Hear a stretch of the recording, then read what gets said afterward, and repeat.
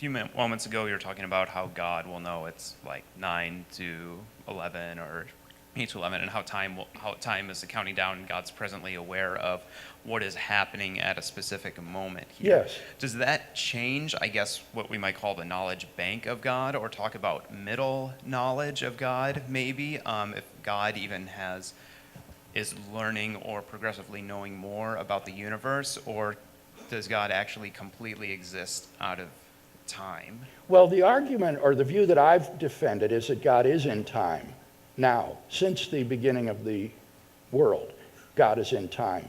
So he knows what time it is. He knows it is now 5 to 11. And that knowledge is constantly turning over as time goes on.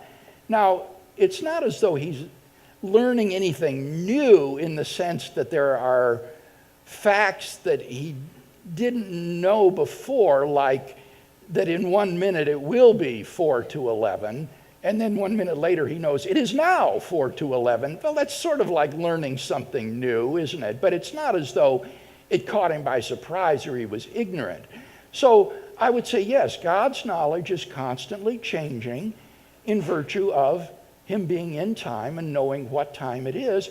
He knows the exact state of the universe. He knows the location of every particle in the universe and its velocity right now. And so in that sense, because that's always changing, his knowledge will always be changing too. Okay, great, thanks. And this might be too lengthy of an answer for a follow-up question here, but how does that maybe affect the doctrine of salvation, or how God actually knows us and has called us to be children before whether we're actually able to make a decision? Yeah, that's probably too lengthy a question. Yeah, that's probably right. Right. Thank you. No, seriously.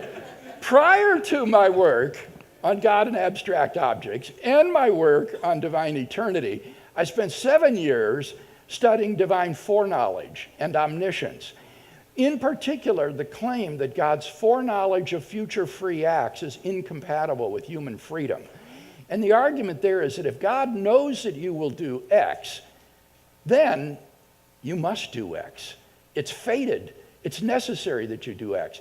And what I show is that that's a logically fallacious argument.